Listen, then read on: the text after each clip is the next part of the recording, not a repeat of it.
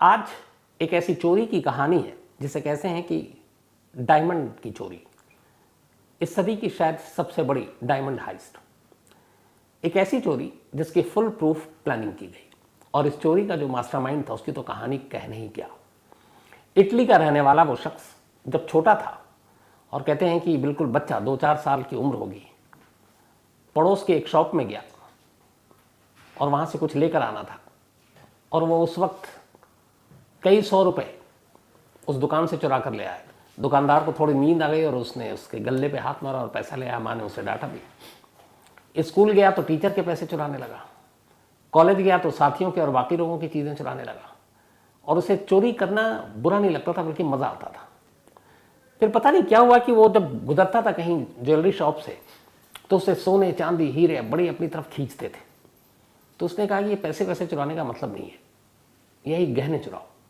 उसके बाद उसने इटली के अलग अलग वो शहरों में जाता, किसी एक डायमंड शॉप को देखता, उसके सबसे करीब एक गेस्ट हाउस या होटल में रुक जाता और फिर वहाँ पर वो ख़रीदार बन के जाता और उसी दौरान में वो अपनी नज़रों से सब कुछ भांप लेता और फिर जैसे ही मौका देखता रात के अंधेरे में शॉप बंद और वो दुकान पर हाथ साफ कर देता।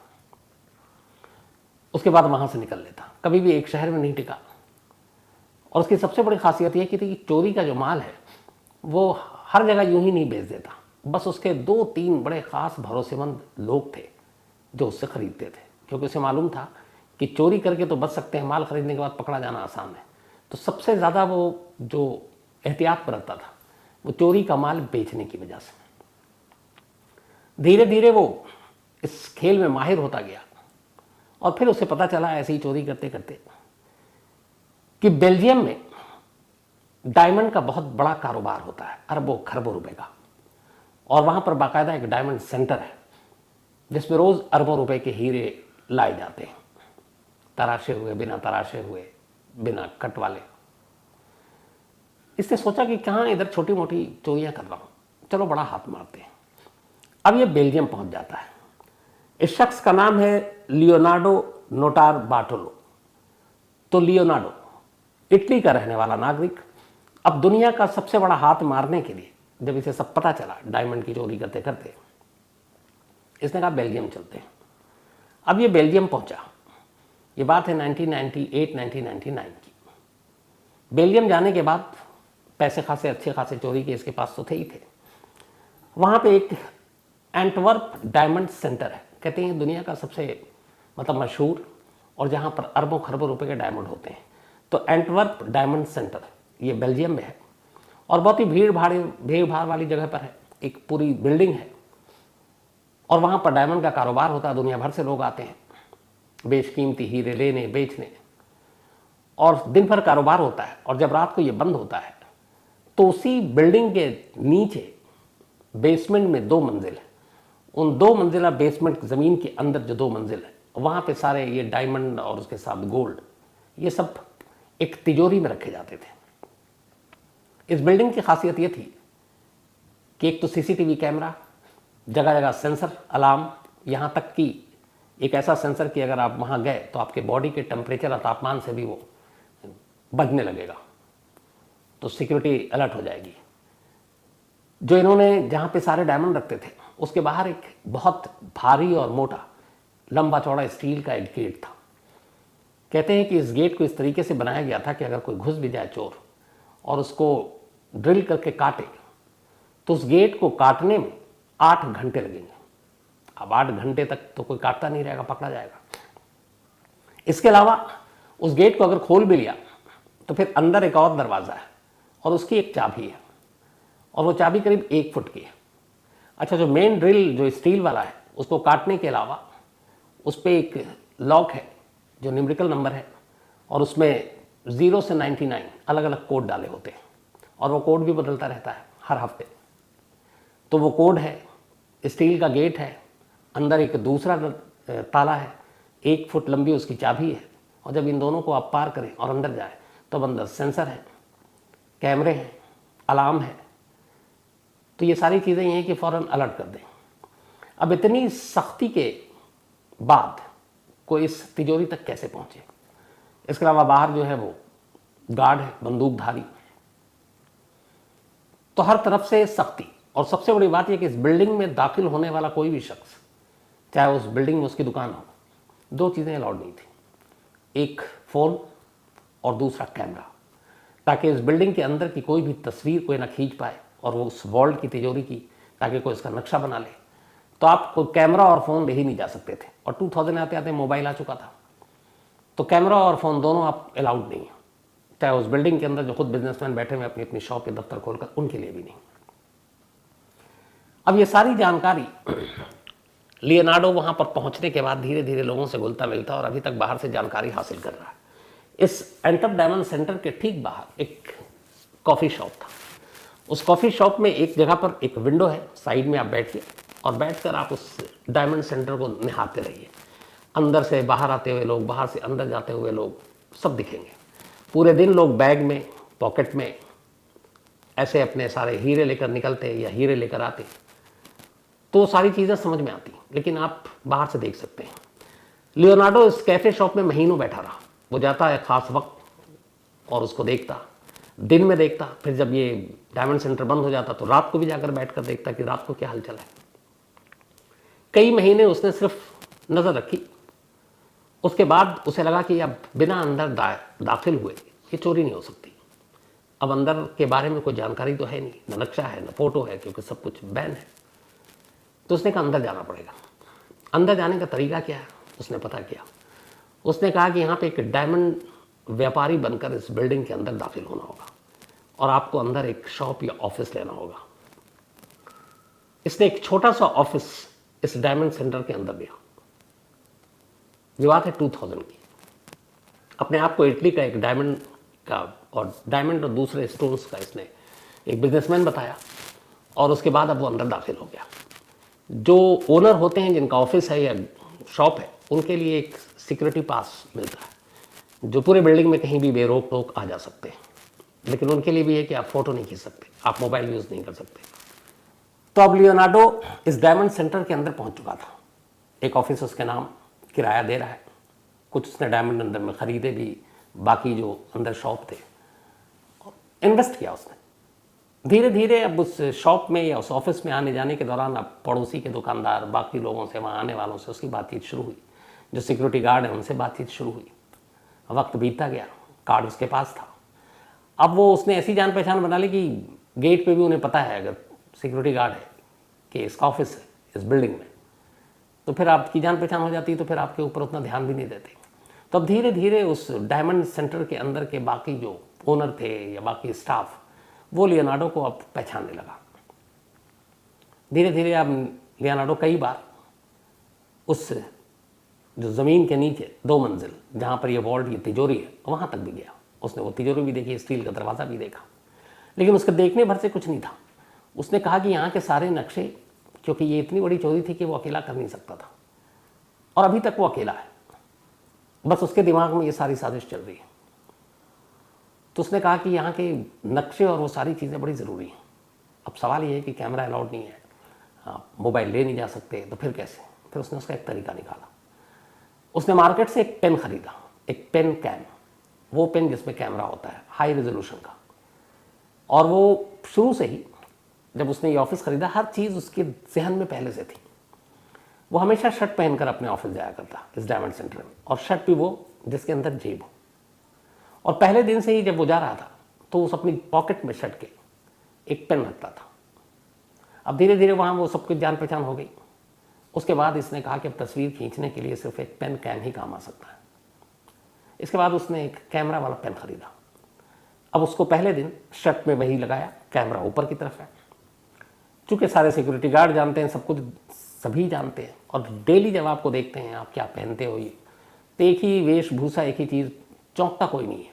पेन भी उसकी जेब में रहती है। तो अब कैमरा वाला पेन लेकर दाखिल हुआ, किसी ने कुछ नहीं देखा। वो आराम से अपना काम किया। उस दिन कुछ काम यूज़ नहीं किया पेन का। अब उस पेन के साथ आता। अब धीरे धीरे उसने पेन से फोटोग्राफ लेना शुरू किया। वो इधर उधर घूमता, वो सारी चीज़ें रिकॉर्ड होती, वीडियो भी था उसमें। इसके बाद अब वो वॉल्ट की तरफ भी जाने लगा।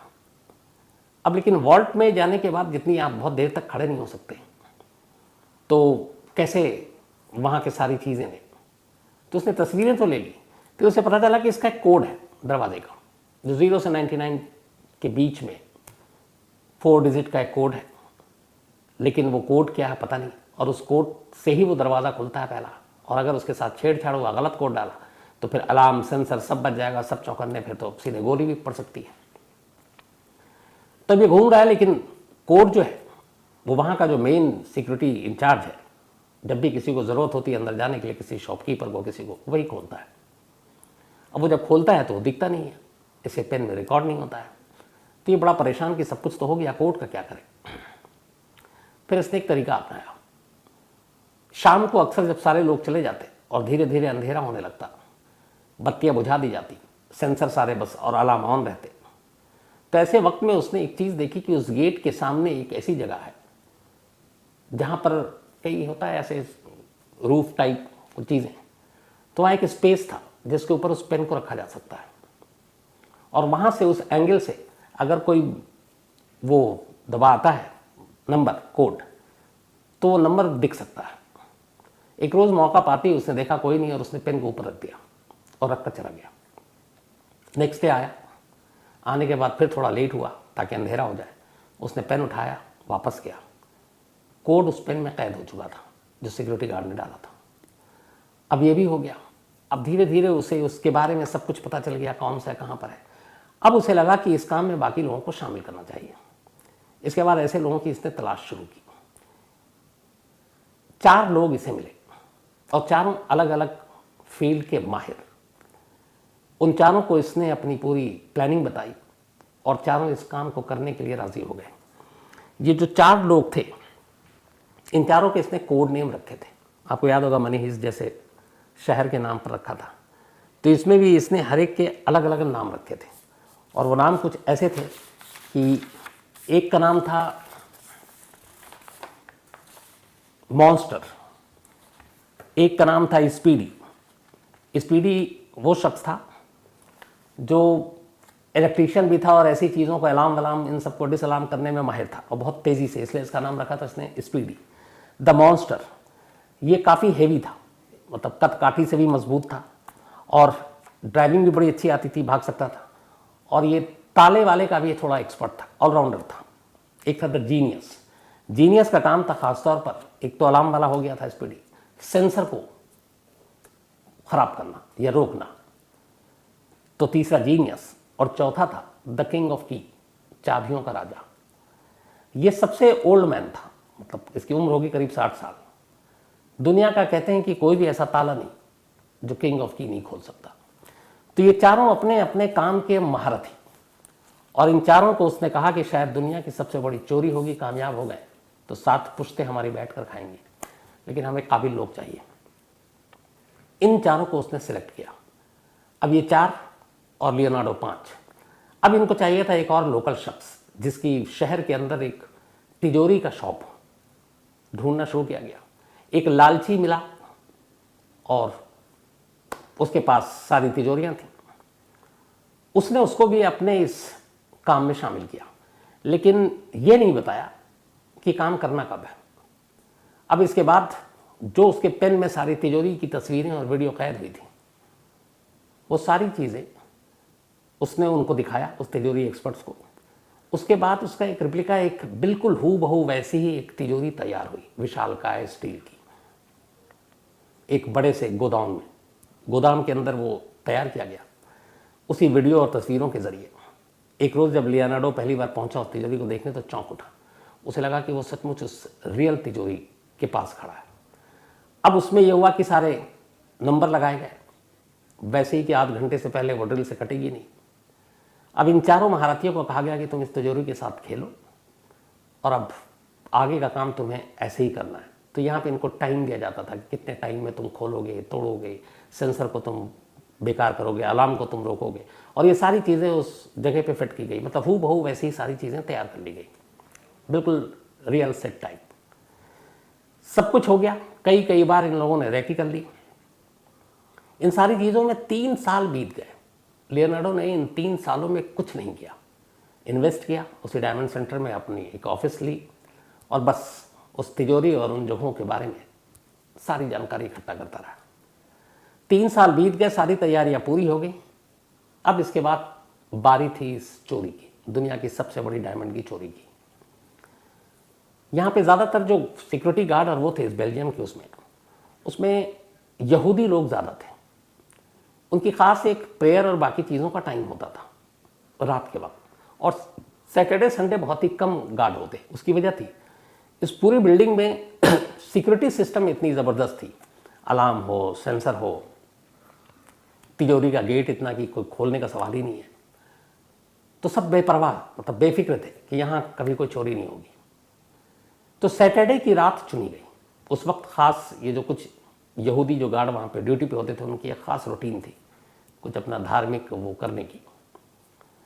तो सैटरडे की रात चुनी गई। तारीख थी 15 फरवरी 2003, 15 फेब 2003, सैटरडे की नाइट। लियोनार्डो ने एक कार ली और उस कार में वो इस बिल्डिंग के थोड़ी दूरी पर खुद बैठा हुआ है। बाकी उसके 4 साथियों को, स्पीडी, द मॉन्स्टर, जीनियस और द किंग ऑफ की, इनको इस डायमंड सेंटर में दाखिल होना है। डायमंड सेंटर में अब दाखिल कैसे हो, तो उसके लिए भी पूरी रैकी की गई। डायरेक्ट घुस नहीं सकते थे आप, क्योंकि पहले ही स्टेप से आप कैमरे के सामने आ जाते। इस डायमंड सेंटर के ठीक बराबर में एक बिल्डिंग थी और उस बिल्डिंग में फासला बहुत कम था। उस बिल्डिंग पे एक पाइप जैसी चीज थी इस बिल्डिंग में दाखिल होने के लिए। तो ये दूसरी बिल्डिंग में गए और उस बिल्डिंग से फिर उस पाइप के सहारे इस डायमंड सेंटर की बालकोनी में पहुंच गए। ऊपर पहुंचने के बाद अब इनको अंदर दाखिल होना है। अंदर दाखिल होना है और ये भी पता है कि सेंसर है और लाइट है। तो सबसे पहले जो ये तय हुआ था वो ये कि अंदर दाखिल होते ही आपको सबसे पहले उस जगह की लाइट बंद करनी है जहां पर तिजोरी है, नीचे दो मंजिला है, और उस लाइट को बंद करने के लिए एक खिड़की खोलनी थी और उस खिड़की से इनको अंदर दाखिल होना था और फिर नीचे जाना था। अच्छा, इस पूरी रेकी और ट्रेनिंग के दौरान जो सबसे इंपॉर्टेंट चीज़ थी वो ये कि चूंकि जहाँ पे वॉल्ट रखा हुआ है वहाँ पे लाइट जल रही है और लाइट के साथ कैमरा भी है अंदर। तो अगर आप वॉल तोड़ भी लेते हैं और घुसते हैं तो सीधा सीधा आप कैमरे में कैद हो जाएंगे और जो मॉनिटर कर रहा है वो आपको देख लेगा। तो ये हुआ कि अंधेरे में ही वॉल्ट खोलना है, अंधेरे में ही सब कुछ करना है। उसकी इन्होंने प्रैक्टिस की अंधेरे में, इसलिए कि जहाँ पे वॉल्ट है वहाँ पे रोशनी नहीं होगी, पहले ही बंद कर दी जाएगी। अब सब कुछ चूँकि इनके पास सेम नकली वैसी ही तिजोरी थी, तो ये अंधेरे में ही उसको घुमाते, अंधेरे में उसके कोड डालते, सब कुछ अंधेरे में। तो इन्होंने यही किया, उस खिड़की से घुसे। सबसे पहले वहाँ पे जो सेंसर था, इन्होंने अपने साथ एक तो ये हेयर स्प्रे लेकर गए थे और इन्हें पता था कि जो बॉडी टेम्परेचर और बाकी चीज़ों के जो वो है, वो अगर हेयर स्प्रे डाले तो उसमें ऑयल और बाकी चीज़ें होती है, वो काम करना बंद कर देता है। इसके बारे में इन्होंने पूरी टेक्निकल नॉलेज ली थी। तो पहले अंदर घुसे। जो सबसे पहली चीज़ थी, पूरा चेहरा सामने नहीं लाया, एक कैमरा था। उस कैमरे पे इनके हाथ में एक बैग जैसी चीज़ थी, उस कैमरे के ऊपर डाला, कैमरा बंद। अब ये अंदर दाखिल होते हैं, मतलब ये दिख नहीं रहा है। अंदर दाखिल होते ही इन्होंने अब सबसे पहले जो इस हेयर स्प्रे अपने साथ लेकर आए थे वो सेंसर के पास उससे नज़दीक पहुंचकर उस पर डालते जाते हैं। सेंसर काम करना बंद करता जाता है, ठीक यही अलार्म के साथ करते हैं। उसके बाद ये नीचे पहुंचते हैं। नीचे सामने तिजोरी थी जिसकी ऑलरेडी रिहर्सल कर चुके थे। कोड इन्हें मालूम था पेन के ज़रिए, कोड से तिजोरी खोलते हैं। लेकिन अब सवाल ये था कि अंदर एक और दरवाज़ा और उस पर 1 फुट की चाबी, द किंग ऑफ की उसके लिए पहले से तैयार था। थोड़ी सी कोशिश करता है, दुनिया का कोई ताला नहीं था जो उससे न खुले, वो दरवाज़ा भी खुल जाता है। इसके बाद अब ये अंदर दाखिल होते हैं। अंदर भी सेंसर है, अलार्म है। वहाँ पर भी बहुत ही खामोशी से, बिना करीब आए, ताकि बॉडी के हीट से ही वो बजने लगे, तो अपने आप को दूरी रखकर वो स्प्रे मारा, उसको भी बंद किया। सारे सिस्टम जो अलार्म के थे ये सबको बेकार किया और अब अंदर सारे लॉकर थे। इन्होंने लॉकरों को खोलना शुरू किया। लॉकर में से जितने भी हीरे, गोल्ड, ये सब निकाला, अपने साथ बैग वैग भी लेकर आए थे, उसमें भरा। करीब 1 घंटा पूरा लगा, 60 मिनट। 60 मिनट के बाद ये लोग वहाँ से निकलते हैं, उसी बालकोनी के रास्ते फिर बाहर नीचे उतरते हैं। नीचे लियोनार्डो इनकी इंतज़ार इनका कर रहा था कार में। ये चारों पहुँचते हैं बैग के साथ, कार में बैठते हैं और वहाँ से निकल जाते हैं। वहाँ से निकलने के बाद की प्लानिंग अभी तक किसी को पता नहीं है कुछ क्या है। वहाँ से निकलने के बाद आप चारों हाईवे की तरफ जाते हैं ताकि बेल्जियम की इस जो डायमंड सिटी सेंटर था इसे दूर जाएं। करीब सुबह के 5:30 बजे थे जब ये लोग वहाँ से निकले थे, 5:30। उसके बाद शहर पे सड़क पे चहल पहल शुरू हो जाती। तो वहाँ से निकलने के बाद अब ये सब हाईवे पे जाते हैं। हाईवे पे जाने के बाद एक कैफ़े में जाते हैं, भूख भी लगी, पूरी रात कुछ खाया नहीं, 5 सैंडविच खरीदते हैं। सैंडविच खरीदने के बाद और इसका बिल देता है लियोनार्डो, बाकायदा पर्ची कटती है, उसमें नाम वाम सब कुछ आता है जो उसने पे किया। अब वहाँ से फिर ये निकलते हैं, एक रास्ते में सुनसान जगह आती है, गाड़ी रुकती है। फिर ये तय होता है कि हम लोगों ने जो चोरियाँ की हैं, चूँकि चेहरा भी ढका हुआ है सब कुछ, तो जो कपड़े पहने थे, अच्छा अंदर जाकर कोई डीएनए या फिर फिंगरप्रिंट ना छोड़ दें, उसके लिए प्लास्टिक के इन्होंने दस्ताने और बाकी सारी चीज़ें पहन रखी थी। तो कहा उन सारे सबूतों को जला देते हैं ताकि किसी के हाथ कुछ ना आए। तो हाईवे के किनारे एक झाड़ या जंगल थी, लियोनार्डो और उसके सारे साथियों ने सब कुछ जला दिया। एक इसमें जो शख्स था उसकी तबीयत ठीक नहीं थी, शायद सदमे में था कि इतनी बड़ी चोरी कर ली। तो ये सब जला कर चले आए। उससे कहा कि तुम भी जला कर आओ। इसने कहा आता हूँ। आधा सैंडविच जो है इसने खाया नहीं, वहीं पे छोड़ दिया, और बाकी कुछ चीज़ें जलाई, कुछ इसने छोड़ दिया। इसको जल्दी भागना था और कुछ घबराहट हो रही थी। इसने कहा इस जंगल में आकर इन चीज़ों से कौन हमारा पता लगाएगा, और उसने बिना जलाए हुए वहाँ से निकल गया, चला गया। अब ये लोग सब अलग अलग। अब इत्तेफाक से सुबह हुई, इस चोरी की खबर पूरे देश में पता चला। 8 अरब रुपए के डायमंड चोरी हुए थे, और डायमंड के साथ कुछ गोल्ड थे और कुछ स्टोन थे बहुत महंगे। 8 अरब रुपए, 8 अरब, पता नहीं कितने जीरो लगते हैं। अब हंगामा मच गया। ये लगा कि बहुत सारे बिजनेसमैन तो बर्बाद हो गए। पुलिस ने अपनी जांच शुरू की। सीसीटीवी कैमरे से रात और सुबह के वक्त की उन सारी गाड़ियों को चेक किया गया। तो एक गाड़ी इनको सस्पेक्ट लगी, वही गाड़ी जिसमें ये थे। उस गाड़ियों को खंगाला गया तो पता चला कि ये हाईवे की तरफ गई। फिर उसके जरिए पुलिस उस रेस्तरां तक पहुंची जहां से सैंडविच खरीदा गया। उस रेस्तरां में जब पहुंचे तो पुलिस ने कहा कि जिन लोगों ने खरीदा उसका कुछ है। तो वहाँ एक पर्ची मिली, जो इन्होंने सैंडविच खरीदी उस पर लियोनार्डो का ही नाम और पता लिखा हुआ था। अब पुलिस उसके बाद उस आगे की गई कि देखते हैं यहाँ पे क्या कुछ है। उन झाड़ियों तक भी पहुँच गई। वहाँ से इनको कुछ जो नहीं जले थे, जो एक ने गलती की, वो बाकी चीज़ें मिल गई। वो सारी चीज़ें उठाई। इसके बाद पुलिस अब सीधे, चूँकि नाम पता मिल चुका था, लियोनार्डो के घर पहुँच गई। वो घर पे था, उसे गिरफ्तार कर लिया। गिरफ्तार करने के बाद पूछताछ हुई। वो लगातार मना करता रहा। पुलिस ढूंढती रही। आखिरकार अदालत ने लियोनार्डो को 10 साल की सज़ा सुनाई। लेकिन पूरे कैद के दौरान उसने एक बार भी अपने बाकी 4 साथियों का नाम नहीं लिया कि वो कौन है। और उनमें से कुछ ही डायमंड, मतलब 8 अरब में से पुलिस रिकवर कर पाई। बाकी का आज तक, मतलब 20 साल हो गए, सुराग नहीं मिला। और कमाल की बात यह कि इन 20 सालों में कभी भी लियोनार्डो ने अपने चारों साथियों का नाम नहीं बताया। जब भी बताया, कई कुछ जर्नलिस्ट जेल में भी उससे मिलने गए, और उस जेल में उसने बहुत सारे लोगों को झूठी सच्ची कहानी सुनाई। लेकिन एक कहानी उसकी कॉमन थी। उसने कहा कि मैं अपने चारों साथियों के बारे में और कुछ नहीं बताऊंगा, लेकिन उनके नाम बताऊंगा। और वो जब भी नाम बताता तो यही बताता, speedy, monster, genius, the king of keys. ये उसने निकनेम रखा था, जैसे मनी हाइस्ट में था। बाद में उसने एक और लाइन कही, जब ये कहा गया कि 8 अरब की चोरी की है तुमने। उसने कहा नहीं, मैंने शायद 18-20 मिलियन उस वक्त था, उसके डायमंड थे, लेकिन ये मैंने चोरी नहीं की। उसका कहना है कि एक बड़े डायमंड बिजनेसमैन जिनका अपना शॉप था इस डायमंड सेंटर में, उन्होंने मुझसे ये चोरी करवाई ताकि वो इंश्योरेंस के पैसे क्लेम कर सकें, ये दिखाकर कि कुछ लाख डॉलर के डायमंड चोरी हुए और वो उससे बहुत ज़्यादा पैसे इंश्योरेंस कंपनी से क्लेम कर सके। हालांकि उसके इस जो इल्ज़ाम लगाया उसकी कभी सच्चाई सामने नहीं आ पाई। लेकिन सच्चाई ये है कि आज लियोनार्डो अपनी सज़ा काट के बाहर आ चुका है, बट 4 साथियों का आज भी कोई सुराग नहीं है। बाकी के डायमंड कहाँ हैं, आज भी सुराग नहीं है। और उन पैसों का क्या हुआ, इसके बारे में भी आज भी कुछ पता नहीं है। कहते हैं ये 21वीं सदी में हीरे की चोरी का सबसे बड़ा मामला है। तो ये थी कहानी में जितना ही। अब आपसे मुलाकात होगी कल रात 9 बजे किसी नई कहानी के साथ। तब तक अपना ख्याल रखिएगा। Thank you very much.